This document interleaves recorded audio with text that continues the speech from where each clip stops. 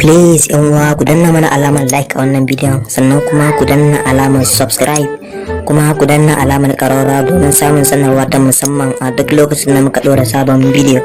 Yawwa abokina, na ji daɗi da na ganka a nan inda babu 'yan sa ido, bara in ƙaraso.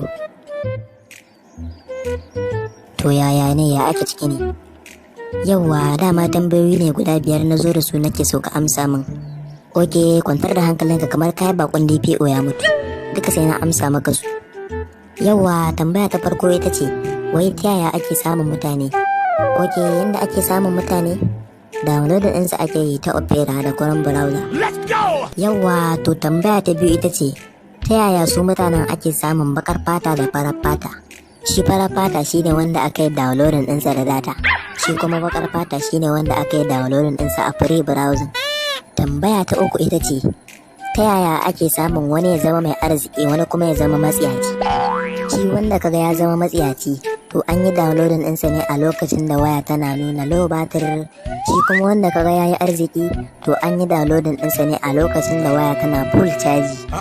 Yawwa to tambaya ta huɗu ita ce, ta yaya ake samun wani mai hankali wani kuma mahaukaci? Kai bara ɗan ci kuli-kuli tukunna.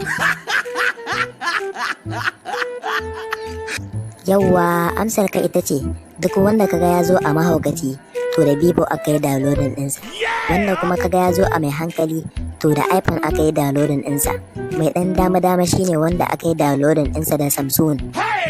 Yawwa to tambaya ta ƙarshe ita ce, ta yaya ake samun wasu mutane ka gansu da gashin baki biyu wasu kuma babu? Kai lalle ma wannan, to duk wanda ka ganshi da gashin baki kanin babanku ne. Ayo! Kuma danna alamar ga wajen da ba kai na